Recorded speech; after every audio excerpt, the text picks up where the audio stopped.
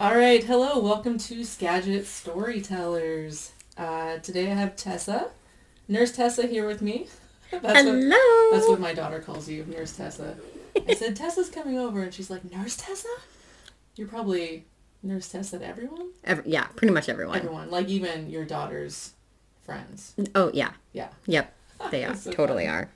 All right, so we'll start with our story of how we met. I think we just met at work. Yeah. Yeah. So in 2016, I started Mm-hmm. working at LU um, in fourth grade. I got Mm-hmm. hired mid-August. I had no idea what I was doing. That was crazy. And I remember like when I applied for a bunch of positions in the district, I had 4 interviews and I got no for all of them, 3 of them. And then when I applied at LU, I thought, who cares? Doesn't matter, I'm not going to get it. And I walked in there so relaxed. I was Mm-hmm. cracking jokes the whole time. And I left and they were laughing. And I was like, whatever, it Yes. doesn't matter because I'm not going to get hired. And then I got hired. And you're like, oh. Oh, yeah. So it pays to be relaxed. Yeah. So that was fun. Yes. So you were a nurse there. Yeah. And How long so were you there for? that had only been 2 years. Oh, really? So that was your Yeah. second year in Mm-hmm. 2016? Yeah. Yeah. And I think I had at that time, like, I still was only part-time and had multiple buildings. So, like, I felt like I was, like, flying through the school sometimes. Oh, yeah, because I had talked to, I forget her name. She was the head nurse for years by herself. Becky. Yes. And Yes. I didn't know that there was only one nurse. Mm-hmm. I can't even believe that. I mean, I can't even believe that you share schools still. Like, Right. It's okay. that's crazy to me. But yeah, the fact that there was one nurse before. Uh-huh. Yeah. I met her at her grandson's birthday party. Oh, yeah. Yeah, it was fun. And so you were there for 2 years. And then how long were you at LU for? I think only, I think only 3 years. And then I went over to the high school, but then like one of our nurses was out, so I kind of like picked LU up again to just like cover it intermittently. But now I'm just at the high school and it's lovely. oh yeah, because you were high school and Westview? Yeah. Yeah, that's how long Mm-hmm. we've met you Yeah. there. Which Yeah. was so weird because it's like that's so like kindergarten heavy and preschool. And so like I'm like dealing with littles and then like high schoolers Yeah. and like up to 20. Yeah. And like just the ability to be able to like know all the resources and like what you're supposed to do with all those different age groups. Do you feel like there was any overlap? Like, oh, kindergartners and seniors deal with this similar thing. Just Yeah, a curious. little bit. Yeah. I mean, yeah. Yes. But my biggest downfall is I didn't speak Spanish. It's a bilingual Oh, school. So right. it was, I actually learned a lot about like how difficult it can be to be in a room where you don't speak the language. Hmm. Yeah. Because, you know, like IEP meetings, you know, you'll have an interpreter. Well, they don't need an interpreter. And they're all talking in Spanish. And I'm like, uno momento, por favor. Yeah. Yeah. But I can pick it up pretty well. So Yeah. that's going to be one of my goals next is to just get more solid on Spanish. It was funny when I was in university. That's what they call college in Canada. Yeah. Um, this guy was talking about. Oh, he was like fluent in like I want to say like Lithuanian, and so he Mm-hmm. was speaking to us 100% in that language, and he kept repeating things to us like he was teaching us, and I was deer in the headlights. I had no idea what he was saying, so he would repeat things a lot and say it louder, so then I would repeat it, and I had no idea what he was saying. And when I went overseas to teach in Korea, I found myself like kind of doing stuff like that. Mm-hmm. Like at first you're thinking, oh, the kids are repeating me so they know what I'm saying. Mm-hmm. No, they just want you to stop speaking loudly in their face. So I think of Yes. that guy all the time. It's kind of interesting how like that one, I don't remember a ton from my university time, but that was like so huge for me. So I Mm-hmm. think about that even now. Like I don't have a lot of like Spanish speakers, but I do think about that. Yeah. Yeah, that's hard. But then you're Mm-hmm. dealing in like healthcare. Right. So it's not just like, oh, I'm teaching you the colors and the numbers. Like, Right. No. they're like, I'm it trying to figure out hurts. what's wrong with you. Yeah, yeah. This hurts, yeah. Okay, so we also have daily interaction where you drive by my house once or twice or multiple times a day. And also, we're both new farmers. You're definitely a larger scale than us. We had a couple pigs, sheep, chickens, and you guys have horses, cows, Ducks. Pigs, yeah. You're freeloading ducks that don't do anything. But No. they don't, like, do anything bad. Like, they're not, like, they don't take up a lot of space. They don't take up a lot of food. They're just kind of hanging out. Yeah, they're like pets. They're free range at the pond. Okay. And they had laid eggs. We had two, and then everyone was like, "Oh, well, they're just kind of like they were just in the blackberry bushes where they had them, and they're like, not many of them will survive." And then all of a sudden, I had 19 ducks. What? I didn't know that. Oh. But now they're down to like the solid 5. Okay. But it took a couple of years. Did they die? Yeah. Oh, okay. You didn't give them away or anything. No, I tried, but I couldn't get them. Yeah, they just kind of got picked off. I feel like I'll see like on Craigslist or whenever someone posts like free animal, it's always a rooster. Always. Oh yeah, yeah. And they'll be like, he's mean. Yeah. You want a mean rooster? Like who would want a mean rooster? I don't know. But yeah, so farming is fun. It's it was something new and just an adventure. Yeah. Yeah. You never know what bill you're gonna have. Well, and also, like, it's so fun and relaxing in the spring and summer and part of fall, but then winter has hit now. Oh, yeah. And it's so cold out there. Like, I'm so thankful. We only have, I think, 3 bunnies right now and a bunch of chickens, so it doesn't take long. And we don't feed the sheep, they just eat grass. So it doesn't take long. But then one of the rabbits just had a litter of 8, and then another one's pregnant. So it's like, now we're like, oh, like if they give birth soon, are they going to make it? And there's that kind of stress. And yeah. So, but yeah, going out there at 6 a.m. to feed them is not fun. Cold it's and wet and dark. And then it starts to freeze and you worry about their water bottles freezing. Oh, yes. Yeah, all that stuff. Yeah. Water trough. Oh, gosh. Yeah. The water trough, yeah. And like when we had all the power outages and stuff, it was like we had a really hard time keeping water going. Yeah. But I mean, we made it work eventually. Did you guys lose power yesterday? No. It was pretty windy. It was. Yeah. No. Yeah. I know a few people lost power down south, but all right, so where we met, drive by. And so right now you also do a podcast. Yes. So do you mind sharing the story about why do you do that? Where'd that come from? Yeah, so my friend Danielle and I we went to church together, we were in Bible studies together, and we had spouses that were in the same profession, and we always had really neat conversations. I don't know if you just have a person who you just talk well with, and she works with homeless youth and at-risk youth, and then I work at the high school, and we kind of talked about that, and we talk about like gaps that we see, because we're like educators that aren't educators in education. Yeah. And so we both were like, we kind of have a different lens, and so we were like, we should just do a podcast to just like talk about the things or talk about life, and we have just kind of different enough opinions also on things, so I think it sometimes makes it interesting. And I always feel like when we do one, like we've learned something new or found out something new. And we hope that people like in education or parents or whatnot enjoy listening to it. So between your idea of like, let's do a podcast to actually recording the first episode, like how long did that take? Like a timeline? Just curious. Probably like a year. A year? Okay. Yeah.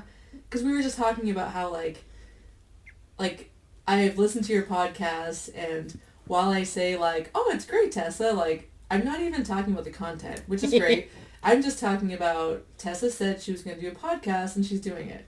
Did it. I don't care what you're doing. If you say you're going to do something and then you do it, like that's amazing. And I'm here for that. So, so a year. Yeah. All right. Did it again. Sorry. When did it stop? Can you see when? When I touched it.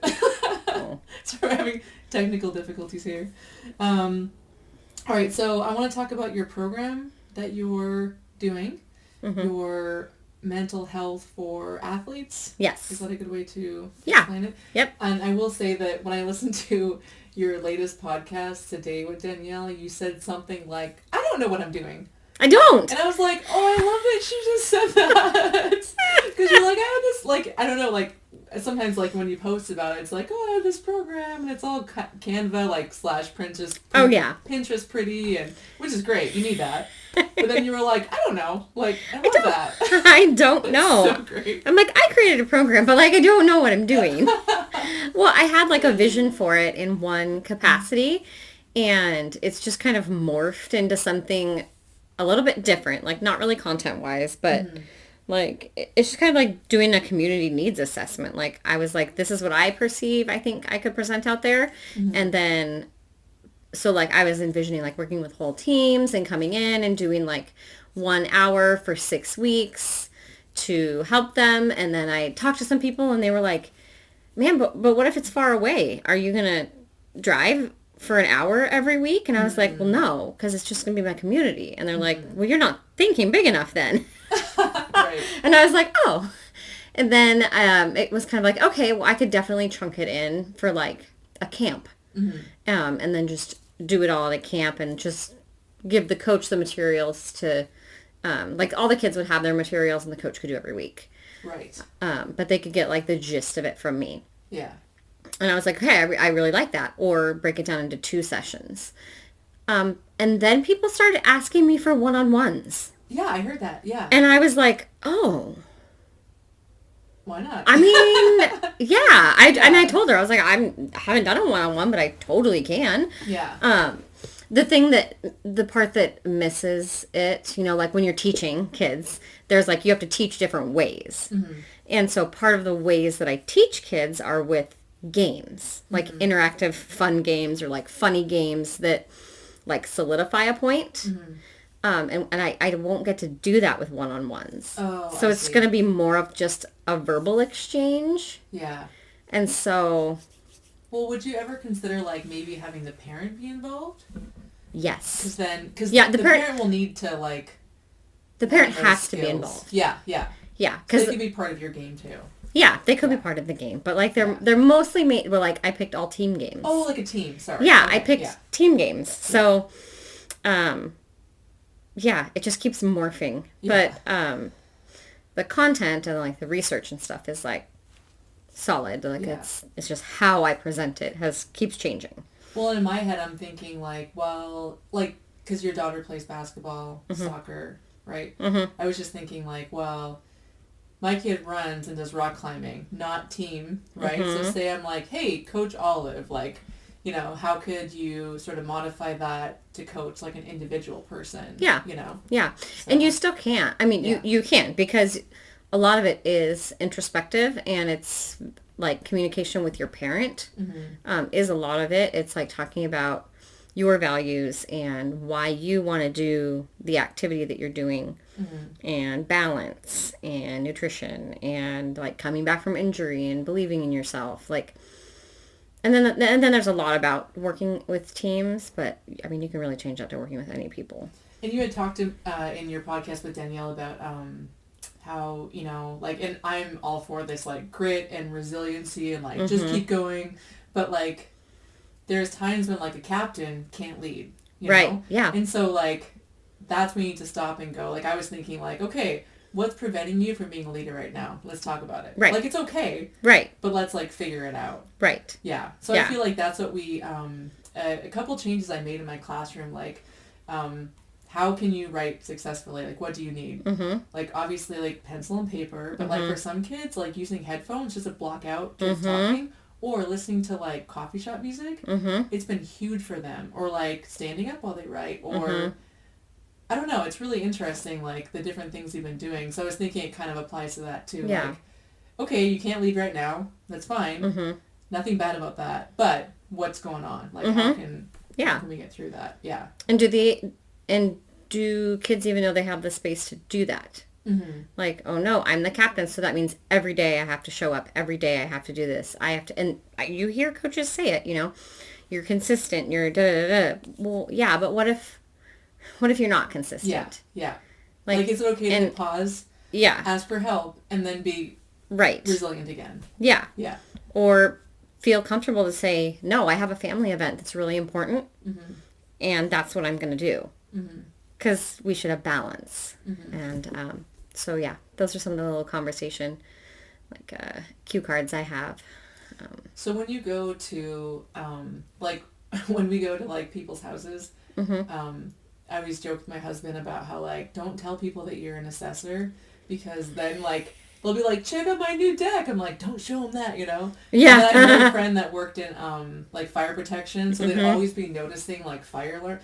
So I'm just thinking, like, if you're watching, like, a varsity basketball team, like, or a game, are you, like, just constantly, like, looking at, like, the interaction between the coach and the players? And are you really? Yeah. So you've ruined sports for yourself. And injuries. And injuries. Yeah. Okay. I will completely pick up, like, oh, they are favoring their knee. And you know that, like, especially the home team, you know who the parents are of the players. So are you just, like, darting back and forth? I kind of do. I really do. But it also, so I am maybe an annoying sideline parent. Have been. I'm loud. And I've gotten better, like, just because, like, I take a sucker. With just your with my kid. Okay. Yeah, with Not my if, kid. Like, you don't know. Okay. Yeah, no, with my kid. And so you take a sucker to the game. Yeah, so I won't yell.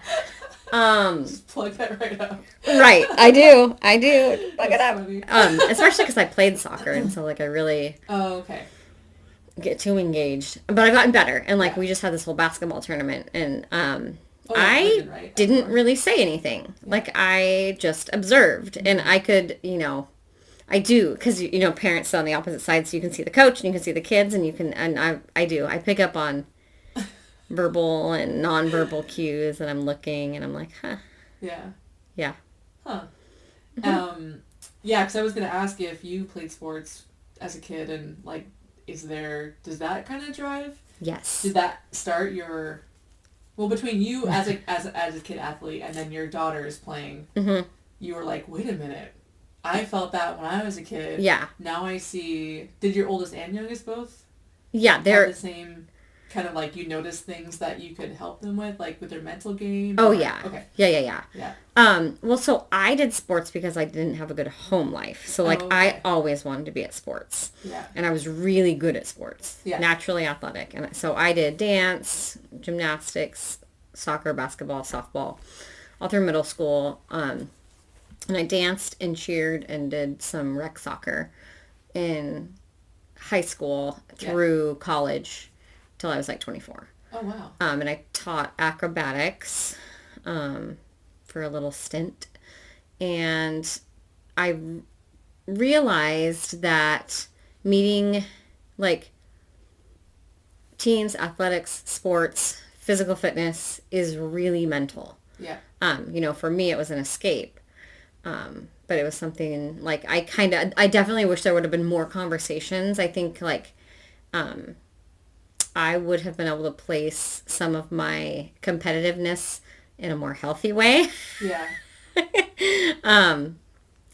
Because, angry kid, hard home life. Yeah. And so, being competitive, and it was like an outlet. Yeah. But I don't think many people would know that. Like coaches would know that. Yeah. That was my driving force, because nobody asked. Yeah. Like, why do you play sports? Yeah. What makes you competitive? Yeah. Because every kid will be like, I want to win. Yeah. And that's funny, because that makes me think of these writing conferences that we're having with kids. Before, when I would do a writing conference, I would just sit down with the kid and I would edit all their spelling. Mm-hmm. And now it's like I sit down and go, how's it going? I barely look at the writing. Mm-hmm. What's preventing you from, like, writing more or being more focused? And that's what we talk about. Yeah. So it's not even about, like, the sport itself. It's just like, hey, me and you. Yeah. We're chatting. Yeah.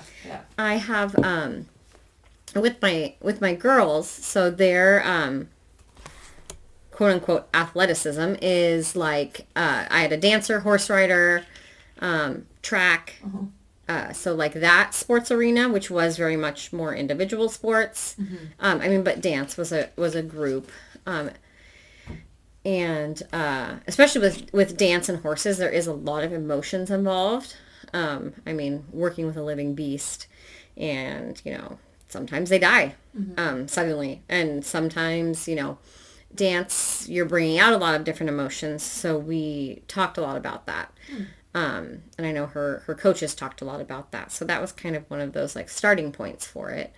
And then my younger one has some like migraine issues and some heart things, and she's very competitive. But we have to kind of monitor her and also teach her how to push her limits safely. And she loves team sports, so it's just a different. They're different. They're different humans. Yeah. But I think I've had a lot of opportunity to work with youth in different ways, between like youth ministry and coaching acrobatics, and when the kids were little, I helped with some of the sports teams. But so I graduated with my master's in mental health and wellness with an emphasis in prevention programming in 2019. Oh, okay. And then it was COVID, and I was like, I may not survive being a school nurse in COVID. So I started creating the program, and cool. I hope that I become a good resource for kids around here. I think they need it. A lot of the programs that I looked at were only for like elite athletes or college.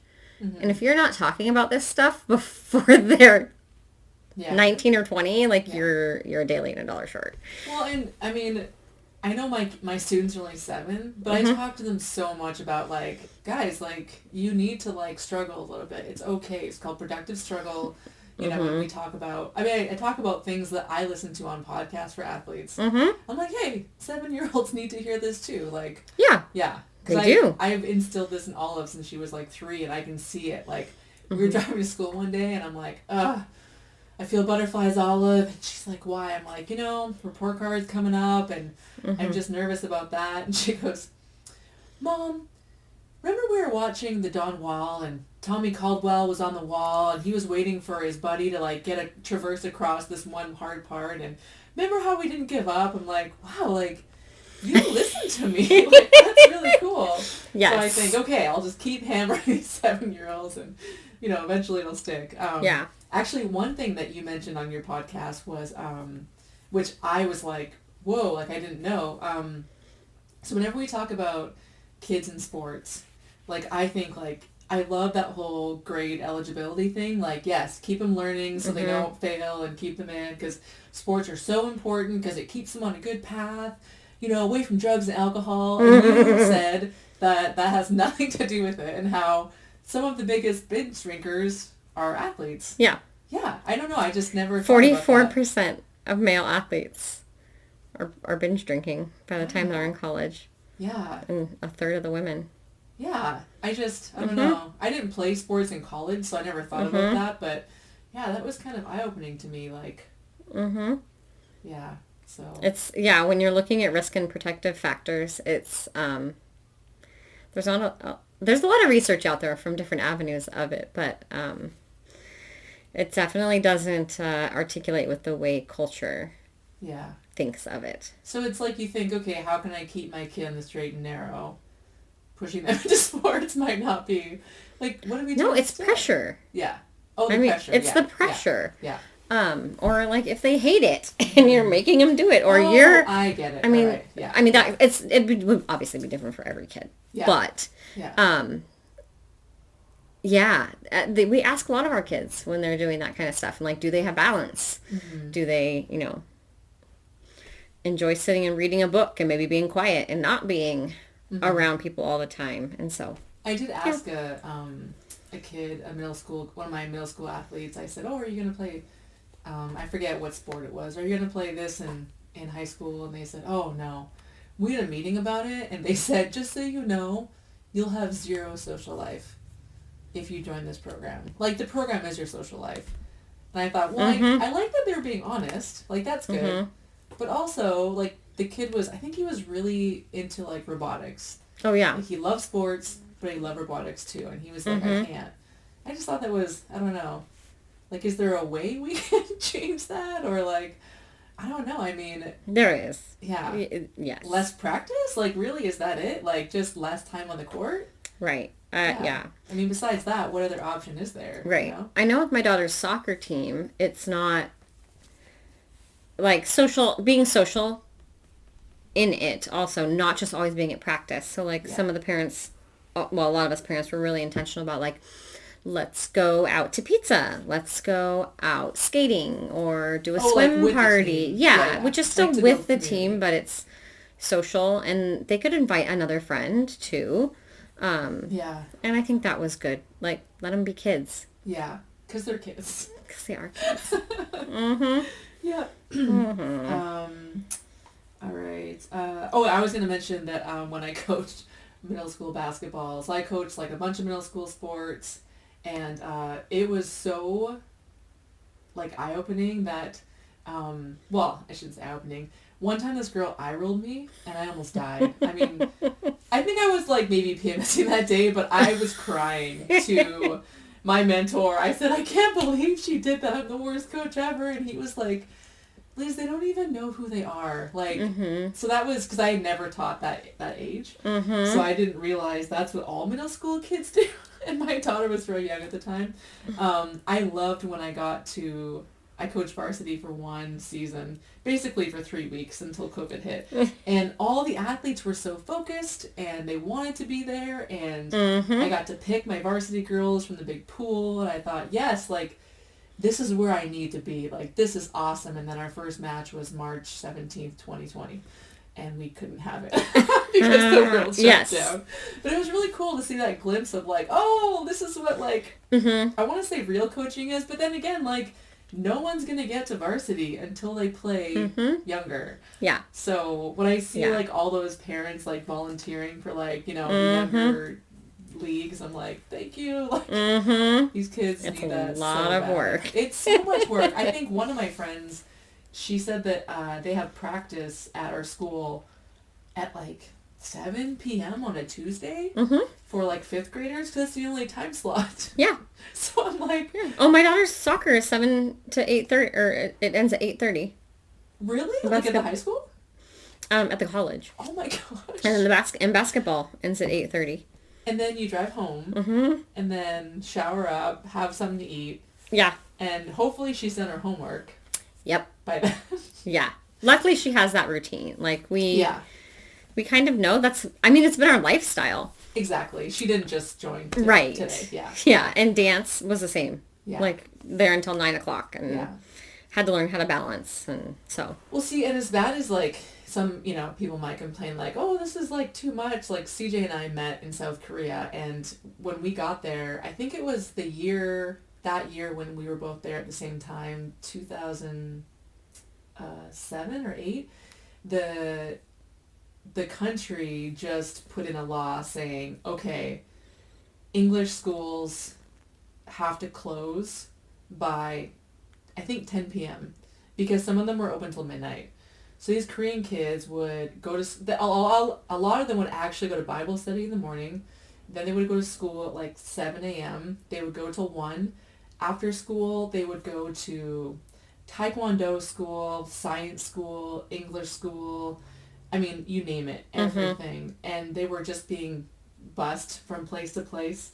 And they would get home at 10 p.m. and they would have to sit there and study. Mm-hmm. And I'm like, guys, like, how would you stay awake? Their parents would stand behind them to wake them up if they fell asleep. Mm-hmm. And, I mean, we talk about mental health. Like, this Right. one 10-year-old I taught, she said that, because we were talking about, like, well, what happens when you get stressed out? And I had to teach them what stressed out meant. Right. And this girl said she wrote bad words, like swear words on a paper, and then she would rip it up into small pieces so her mom couldn't read it. Yeah. That was her way of, Mm-hmm.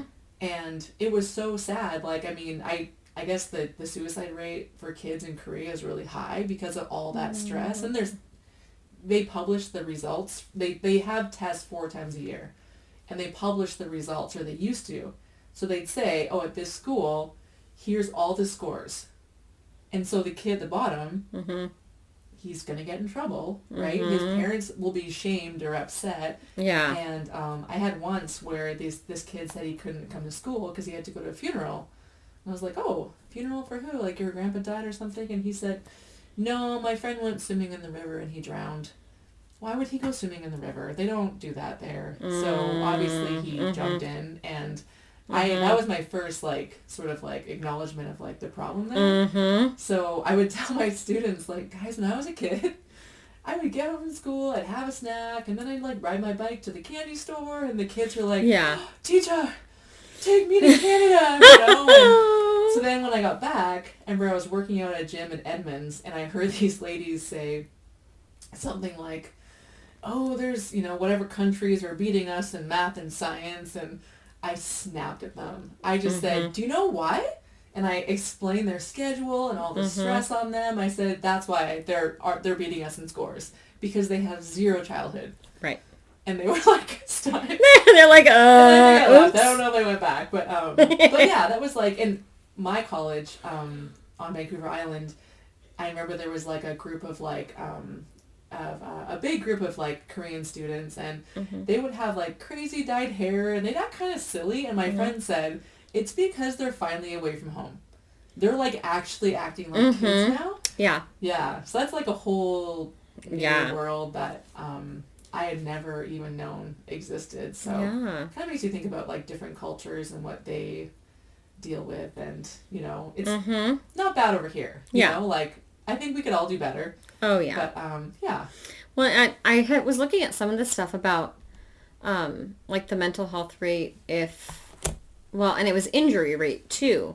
Like, because kids can go to like soccer schools or like, you know, program, like dance schools where you're getting your education and dance the whole time. Oh, really? Yeah. Like here in America? Yeah. Oh, okay. Yeah. Private programs. But they don't, well, actually they ended up, at least one of the research I read, having more injuries because it's overuse, and not mentally, it doesn't show that they're mentally more prepared later on. Yeah. Even though it's like, usually there's like a really good focus. And so I think the thought is that if you're sending a kid to a like a private soccer school program, like usually like a boarding school, they don't have all the other pressures. So you're doing your classwork and everyone's doing the same thing, but it's still about balance.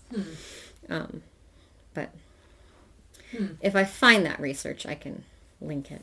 And I was going to say, so we had talked about school nursing that you do, and at my school, you know, we have a nurse, we have a counselor, and I don't know much about how many staff go into the health room because I'm never in there, it's in the office, but I walk by the counselor's office all the time. She's amazing. I love her. She has such a great taste in music. And I noticed that teachers are in there almost more than kids are. And I know they're talking about kids probably most of the time, but I know that I've relied on her for my personal. So I was just curious if that happens with you. Oh, yes. Has that always happened? Like, or do you notice a difference between like elementary school and high school? Or are all the teachers the same everywhere? They're Just all the curious. same everywhere. Yeah. Yeah. Yeah. Yeah. They always want to, you know, most are pretty like, hey, do you mind if I ask you about this thing? Yeah. Yeah. Or, you know, they come for reprieve. Like just, I just want to vent. yeah, I just want to vent and get this out. There's another teacher in the counselor's office. Can I come talk to you? Yeah. Yeah. Yeah. Because I think in another episode you had talked about, I think like, because when I just think school nursing, I just think like, or at least I used to, oh, like you're hurt, go talk to the nurse, or like, oh, you're diabetic and you need this certain thing, right? But like you get so many kids coming in for a myriad of reasons, and sometimes like they just want to talk. Yeah. Or like that's how you figure out what's wrong with them is like you just need space to sit there and talk to them. Yeah. Yeah. And especially at the high school, it can be, you know, one kid can be an hour visit. Wow. Especially if you're trying to get to the bottom of something. Yeah. Or if it's something that like family's not taking care of. Yeah. Or it's something super personal, and then they have the rules around like what I can disclose to the parents. But which is a whole, my number one priority is that the kids need to talk to their parents. Yeah. About stuff. Like they need to be involved. Yeah. 99.9% of the time, there's always the 1% that it might not be safe. But and do you feel like through talking with them, like maybe at first they go, I can't talk to my parents about this. Yep. But then after talking with you, they make you feel more comfortable. Yeah. Do you do any follow up? Do they follow through or? Oh yeah, I generally always do follow up.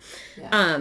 Especially because sometimes it'll be about like ADHD meds. Like either they think they need it or they hate it. Yeah. And I'm like, okay, well you definitely need to have that conversation with your doctor, but like with your parents, or like if students want to get on birth control, or if they're just having mental health issues and they're like, my parents won't understand. Mm-hmm. And so I offer, I'm like, I'm happy to have that conversation with you and your parents. Mm-hmm. Or, we figure out like what's going on and we kind of come up with like one-liners. Mm-hmm. What's like the percentage of time where parents do actually come in and meet with you? Like where you say like, oh, do you want your parents to come in? Like when does that actually happen? Not very often? No, I think I had 3 meetings last week. Oh, wow. So like a girl actually walk in and say, I want to be on birth control. How can I do that? Mm-hmm. Really? Wow. Yeah. They come in and say the darndest things. And you probably get a bunch that just, maybe nothing's super wrong, but they just like talking to you? Mm-hmm. Yes. Or they sort of act like there's something wrong, but you're like, you just want to chill and chat. Like, yeah. Which is fine. Yeah. And yeah. I always tell kids, I'm like, let's just not make anything up. Yeah. Like if you're like, be honest. I don't love this class and I'm struggling to be motivated in it. Yeah. Because we do need to talk about that. Yeah. But you can also have a space where you can just come. Like I have color books because sometimes kids just need to color. Yeah. And they just want to sit and not think for a little bit. Yeah. But I do also remind them like, okay, like I'll monitor how much time they've missed of a class and I'll be like, okay, you're missing this much content, so just know that that's going to increase your anxiety or whatever is going on in there. And they're like, yeah. So, but yeah, some of them just want to chat, have an adult. Yeah. And I like being that. So, but even I have to be careful sometimes because I can chat all day long. Yeah. And I'm like, well, you need to go to class. This is an example of this podcast. Like, I was like, we're not going to fill 20 minutes. This is going to be so... And now I'm like, I can test this stay longer. Like, it's daylight savings, so we got time. Oh, my gosh. You said that kids color in your office? Yeah. Do you have my coloring book? I don't. Okay. I'll give you 2 copies. I got 2 coloring books on Amazon. A little plug for myself. Yes! And I was going to ask, too, about... so, like... I have a friend who is a counselor in a different district, and she's brand new to it. I think she's been a therapist counselor for years, but now she's in schools. And I almost, like, don't want to ask her how it's going, because I think I know. Yeah. And, like, I think it's really heavy, and I want to have her on, too. But, like, I guess what I'm saying is, like, because I mean, I have hard days in class. Oh, yeah. But it's, like, when you go home, it's, like, how do you, like... shut it off. I think about how, like, CJ used to work for Comcast, and he would all day get yelled at for 8 hours on the phones. When we get home, he's like, I just need 1 hour. Mm-hmm. I hate my life. I just need an hour. And it was pretty good after the hour. But, obviously he got a new job. But I was just curious, like, how have you developed any good skills, like, the last, few years? Yeah. To, like, let go, or... I walk out at 3:00. I used to... Is that your contracted time, 3? Yeah. I never know what the high school does. Yeah. We're done at 4. Okay. Yeah, 7:30 to 3. Unless I intentionally, like, Audrey would have practice until 5, so Dan would get her there, and I'm like, okay, I'm going to stay at work for an extra hour to get some stuff done. But I used to stress so much if, like, everything on my desk wasn't done by the end of the day, and it's just not even realistic. Yeah. And so it's just like, okay, so I just stick the sticky notes on them, put it in a pretty pile and not just a crazy pile, and I walk out. This is a side note, but I really miss your daily posts where you're like, day 1 of the district. Those were so fun. I don't know why. I really liked them. I got behind and then I didn't. Yeah. Now we're like day 43 or something like that. Anyway, just a side note. I liked it too. Because I remember like once you like, maybe it was more than once, but like your desk was so clean and you were so yeah, that's my picture. I was like, clean desk. I went in today to work and I was like, okay, gonna be super focused. Let's aim for 2 hours. and the internet was down. Mm. And I was like, what? Well, I'm not going to email Tracy and be like, what's going on? It's Sunday. Right. I know. So I did what I could, and I was like, you know what?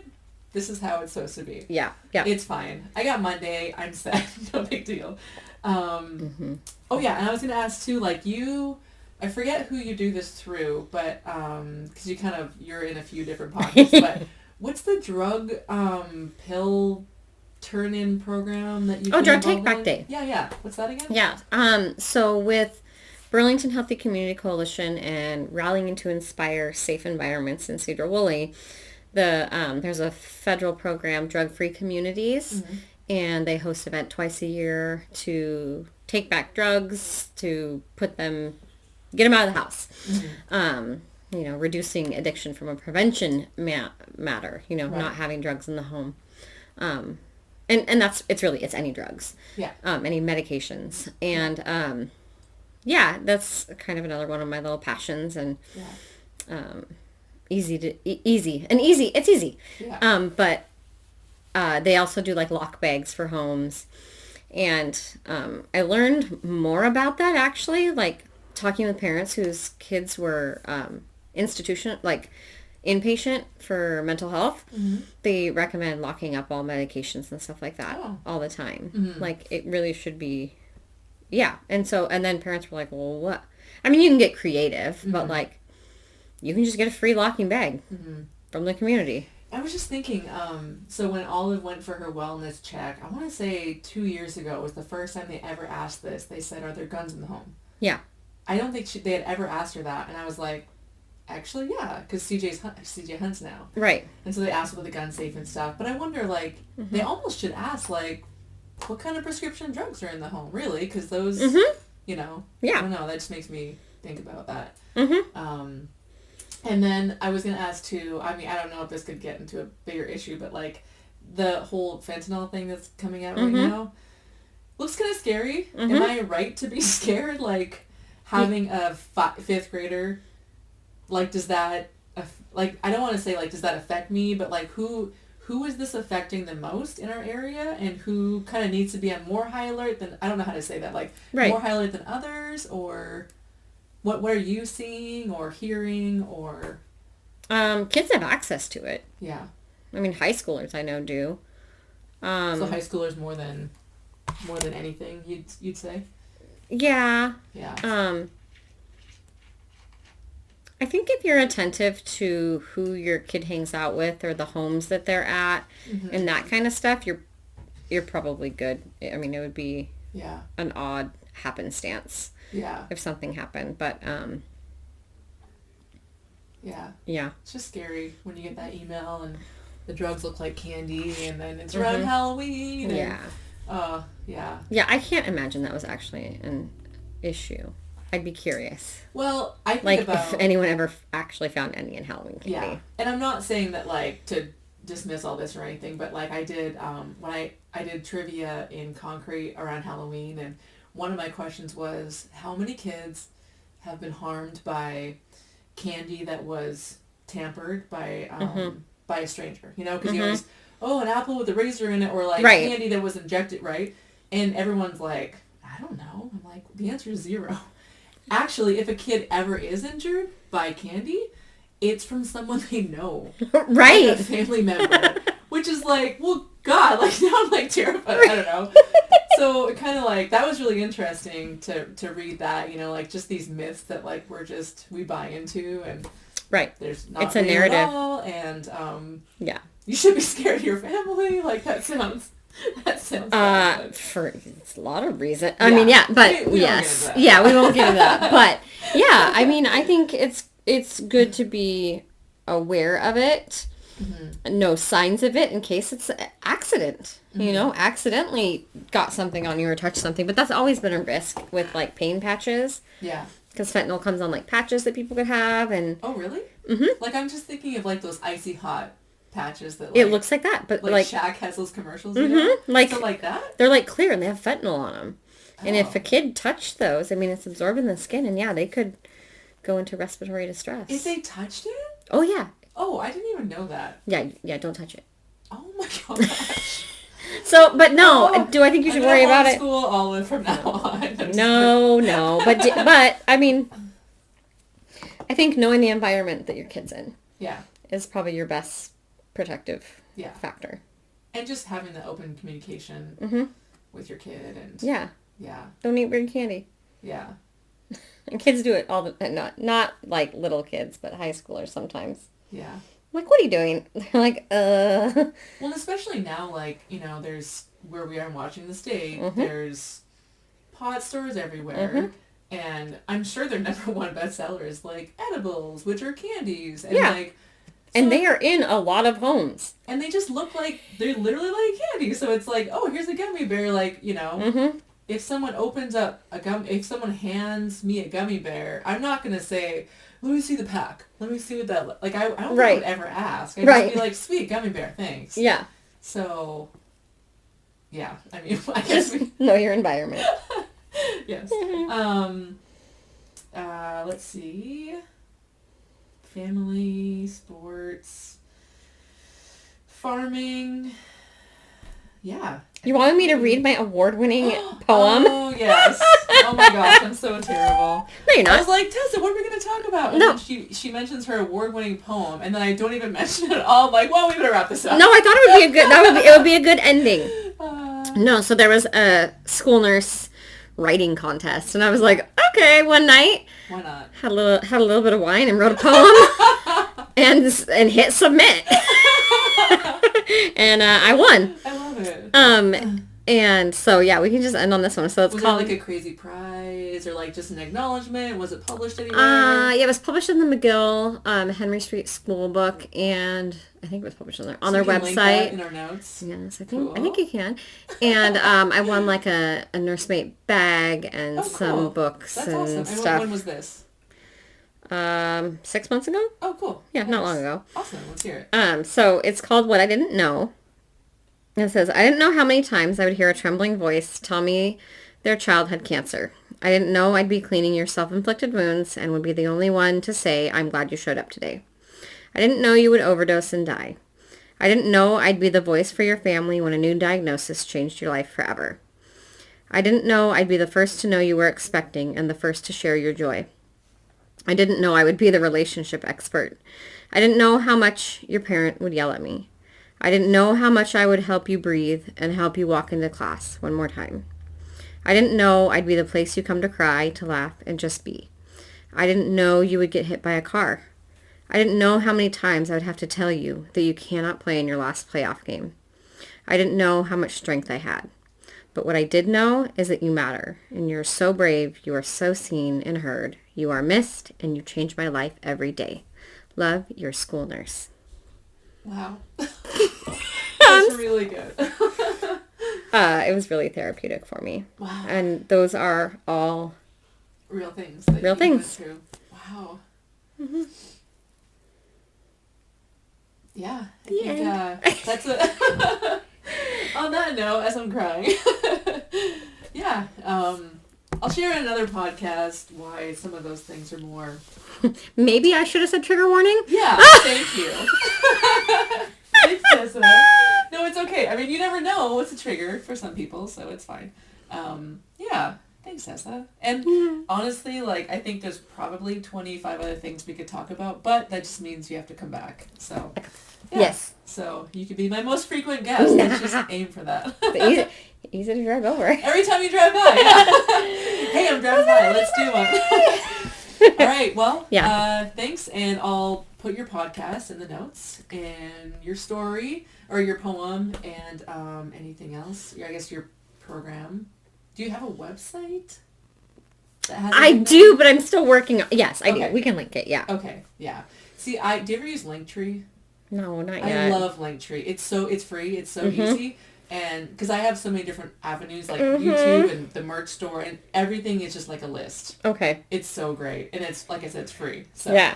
I was telling my friend to use it and he goes, do you work for Linktree? I'm like, no, it's just, it's so easy. And I don't want to go to your website and search around for everything and go to this other website to find a podcast that you were a guest on. Just have them your Linktree. Okay. So, Linktree. it's so easy. Yeah, Linktree. I'll put a link to Linktree below. All right. Well, you have a good week, and Yes.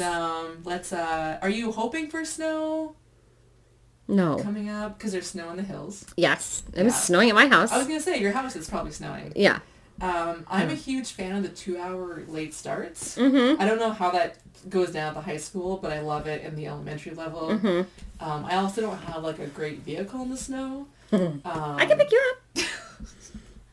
You could, well, we'll go to the high school, I'll drop you off, and then I'll go to school. Yeah. Yeah, we'll figure it out. And then I'll pick you up at 5 when I come back. Yes. Yeah. All right. Yeah, I don't want there to be a lot of snow, but then I don't want there to not be snow. Like, I struggle with Just it. enough. Yeah. Like, I want to drive, but I also want it to be pretty, but Minkler never gets any love from the plows. No, so it doesn't. It sucks, yeah. All right. Well, thanks, Tessa. Yes, thank you, Liz.